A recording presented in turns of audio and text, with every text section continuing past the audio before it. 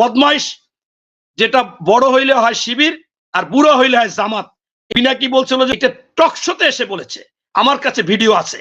আপনার হচ্ছে সেই শাহবাগে যাইয়া জামাত সম্পর্কে যা তা বলেছে, এই বনি আমিন দেলোয়ার হোসেন সাঈদী সম্পর্কে যা বলছে, আমি সেইটা সেদিন শেয়ার করে লেখছি যে কঠিন বিচার হওয়া উচিত।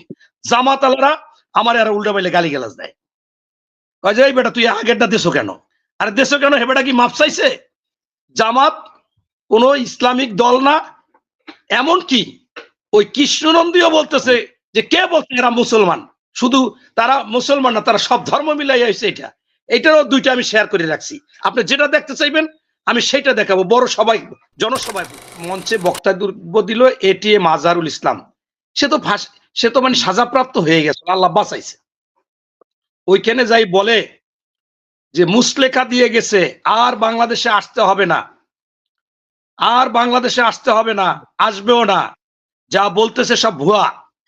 এবং এটা আমরা কখনো কোথাও পালাইয়ে যাই না, মুসলেখা দিয়ে যাই না। অথচ কিন্তু 1971 সালের 22শে নভেম্বর গোলাম আজম সহ 37 জন পালাই গেছে। পরশুদিন আবুল কালাম আজাদ আত্মসমর্পণ করেছে, ভারত দিয়ে পালাই গেছে। আমার দলের লুঙ্গির তলে আমার পাও ধরে, আমার মনে করেন 20 জনের নাম আমি আগেও আপনার টকশোতে বলছি, কয়েকজনের নাম, এটা ছোট হয়, আসছে ঢুকছে যে আমরা বাঁচতে চাই। এখন এই দল যদি আবার শুধু তর্কের খাতিলে, দেখলাম যে সৈয়দ মাসুক ওনাদের বুদ্ধিজীবী প্রতিদিন 5টা-7টা লাইভ করে, টকশো করে, কে টিভি চালায়, সে কালকে একটা টকশো করছে, কয় বাঘ হইলে থাকে গুপ্ত, আর ওই ঘেউ ঘেউ যারা করে সেইটা থাকে ওপেনে। মানে বুঝাইতে চাইছে ওনরা পশু, এই জন্য থাকে গুপ্ত। কত অহংকার করে বলে, মানে ওটা যুক্তিতে বাঁচতে হবে তাদের। আপনি আজকে আমি আপনার এই জায়গায় আসার জন্য 25টার মতো সেট করছি, ওই যে শেয়ার করেছি, যা আপনাকে দেখাইতে পারবো। কালকে ব্যারিস্টার শাহরিয়ার, এদিকে এরা বলে যে একটা প্রমাণ দান জান্নাতের কথা, কালকে শাহরিয়ার আবার জান্নাতের কথা বলছে কালকে। এখন এরা কি বলে, এদের মুখ আর একটা কি মিলেই ফেলায় কিনা। আবার মনে করেন এই আরটা শেয়ার করে রাখছি, নায়েবে আমির একজন, নাম আমি আর বলতে চাই না, সে ওপেন বলছে যে আপনার চরমোনাইকে তো আমরা নিছিলাম, জোট করছিলাম, কিন্তু আমেরিকার সাথে যখন বসছি তারা তো এই শরিয়া আইন, কোরআনের আইন এগুলো তারা চাচ্ছে না। এখন ওনারা তো সেটা শুনতেছে না, এই জন্য ওনাদেরকে বাদ দিছি। এখন দিছে কি দেয় না, ওনারা চলে গেছে কি যায় না, এটা আমি তর্কে যাচ্ছি না, এটা তো স্বঘোষিত যে নিজে বলতেছে। আপনি যেটা দেখতে চাইবেন আমি সেটাই দেখাবো, কারণ 25টা আমি সিরিয়ালে শেয়ার করে রাখছি। এখন এই যে আবার 2-3 জনই বলছে যে মহাসচিব কি দেখছে যে বিকাশ নাম্বার নিছে, অন্তপক্ষে 50টা লোকের বিকাশ নাম্বারের ডাইরেক্ট বলতেছে সাংবাদিকরা। আপনার 71 টিভি দেখাইছে। আমার কথা হচ্ছে যে ভাই, আমি আবারও কিন্তু বলতেছি যে হাবিবি ভাই যদি একটা মসজিদের ইমাম হয়, খতিব হয়, মুফতি হয়, তাহলে তার কথাবার্তা থাকবে সত্যিকার অর্থে, যেহেতু উনি এই পদে আছে সেইভাবেই থাকবে, ওনার কথায় কোনো কেউ ত্রুটি ধরার কথা না এই লাইনের। এখন আপনি বলবেন একটা দেখান, আর দেখাইবে, এটা তো হাস্যকর। আবার সেইটা ওনাদের আমির চ্যালেঞ্জ করছে, ওখানে লোকাল আমির শেওড়াপাড়ার, সে বলছে আমরা ক্ষমা চাই, এরকম আসলে এরা যে আসবে। এখন ওনাকে প্রশ্ন করে, তাহলে আপনি জানলেন কেমন? মানে এরা কিন্তু আগেই ঘুরছে, আশেপাশে আছে, তোমরা কাজ করো, বিপদে পড়লে আমরা আসি।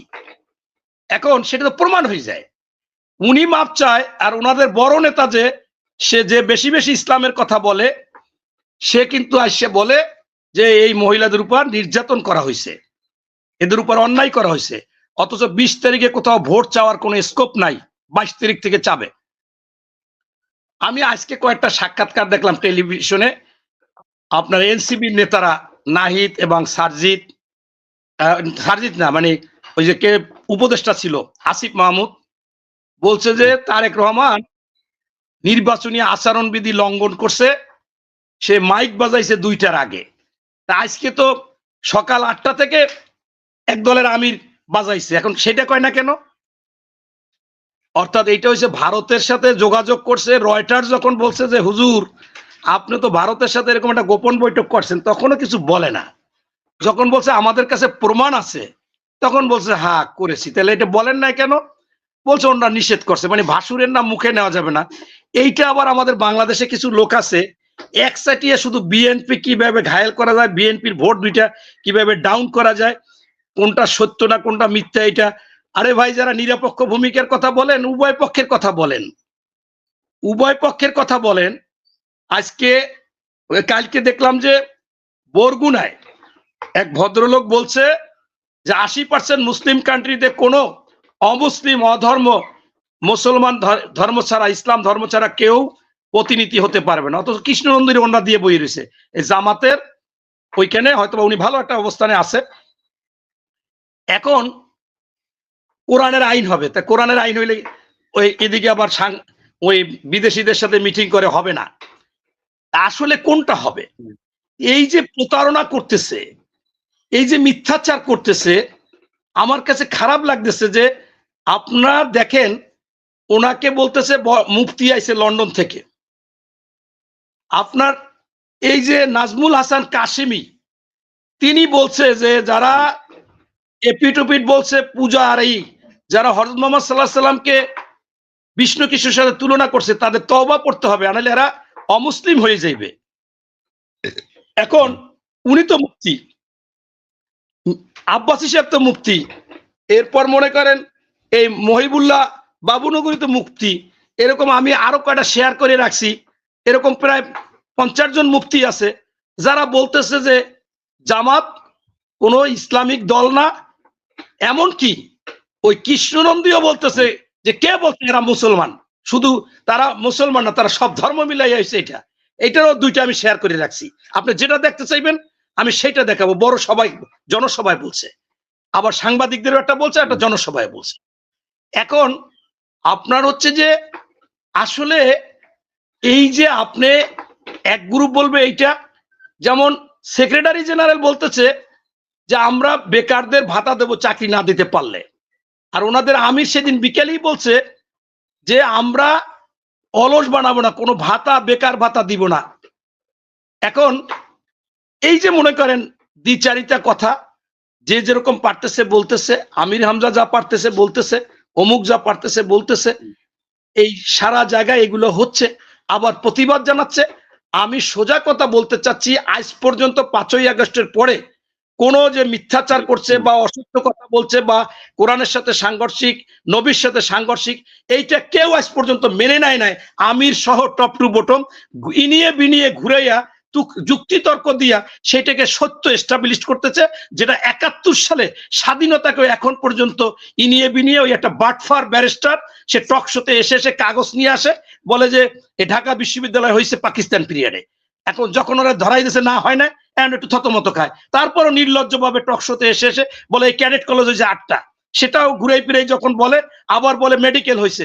এই যে মনে করেন তারা এখনো এস্টাবলিশ করতে চাচ্ছে পাকিস্তান, অথচ পাকিস্তানের একজন লোক পাবেন না তারা স্বীকার করবে না যে এই স্বাধীনতা যুদ্ধে আমাদের প্রতি অন্যায় করা হয়েছে, এটা তারা সবাই স্বীকার করে। কিন্তু এই জামাত সংগঠনটা তারা যেটা একেবারে ছাও, ওই যে আপনার এটা বলছিল পিনাকি, এখন হয়েছে আমির, পিনাকি বলছিল যে বদমাইশ যেটা বড় হইলে হয় শিবির আর বুড়ো হইলে হয় জামাত, এটা টকশোতে এসে বলেছে, আমার কাছে ভিডিও আছে। আপনার হচ্ছে সেই শাহবাগে যাইয়া জামাত সম্পর্কে যা তা বলেছে, এই বনি আমিন দেলোয়ার হোসেন সাইদি সম্পর্কে যা বলছে আমি সেইটা সেদিন শেয়ার করে লেখছি যে কঠিন বিচার হওয়া উচিত। জামাত আলারা আমার আর উল্টা বাইলে গালি গালাজ দেয়, কয় যে বেটা তুই আগেরটা দেশো কেন, আর দেশো কেন, হেবেটা কি মাপ চাইছে, সে বেটা কি করছে? দেলোয়ার হোসেন সাইদি সম্পর্কে বলছে জারোস, বাস্টার্ড, বদমাইশ, ও যা বলছে সব মিথ্যা, এত কথা বলছে। এটা আমি মনে করেন এই অবস্থা পরে রিপোর্ট করার পর দেখি যে সেটা হারাই গেছে, পরে আমি একজনের দেখাইলাম, কয় রিপোর্ট করছে।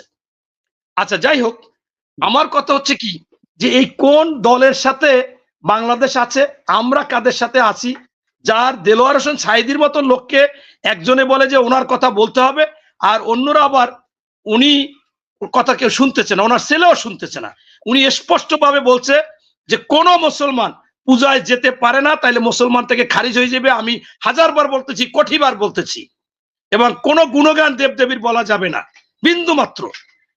এখন সেটা কে শুনে? তারা আরো বলে, অধ্যক্ষ মতিউর রহমান গীতা পাঠ করে করে তো সাংবাদিকরা জিজ্ঞেস করে বলছে যে আমরা যদি ক্ষমতায় যাই এখন তর্ক করলে হবে না, ইসলাম কোন ধর্ম না, প্রমাণ করে দেব, আমাদের আদি ধর্ম ছিল হিন্দু, ওইটাই ঠিক আছে। এখন আপনি সেটাও আছে ভিডিও।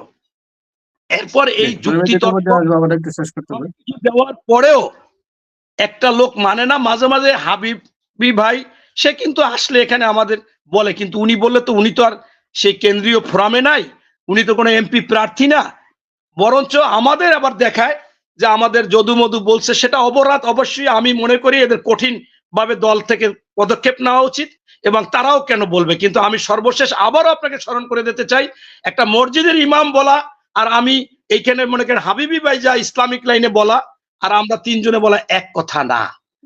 ধন্যবাদ।